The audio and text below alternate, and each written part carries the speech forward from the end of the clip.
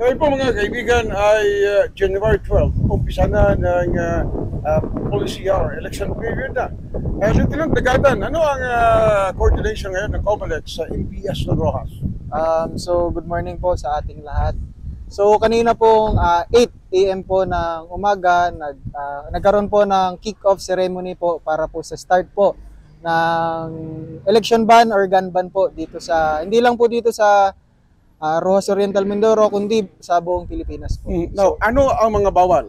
So ang mga bawal po is pagdadala po ng baril. Although kahit po tayo ay may LTOP, meron din pong permit to carry, ay kailangan pa rin po ng certificate po na pinapayagan po tayo ng COMELEC. So yung permit to carry po natin na inisyu po ng Chief PNP is not enough po ngayong election ban. So kailangan din po kumuha ng certification from the COMELEC po. Sa checkpoint ba ay ano ang sistema? Pwede ba buksan ng pulis ang sasakyan ng mga four wheels? Pwede pa pababain? Anong mga patakaran? Ang pareho pa rin po sa dating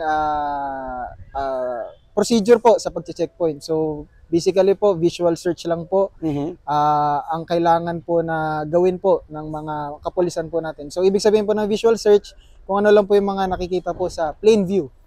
So ang hinihingi lang po ng kapulisan is tumigil po sila. Kapag gabi po, buksan po yung cabin light. Hindi naman po kayo nire-require na bumaba o kaya pababain.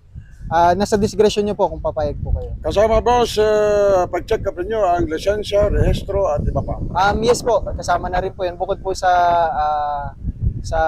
tine-check kung may mga illegal paraphernalia, syempre i-check rin po natin kung meron po kayong karapatan na nasa sa kalsada po. Well, a piece of advice, Lieutenant Dagatan, para sa mga taga-Rojas. Ang advice ko lang po, tayo po ay mag-ingat sa paparating na eleksyon at magdoble ingat po at tayo po ay sumunod na lang po sa mga patakaran. Yun lang po. Maraming salamat.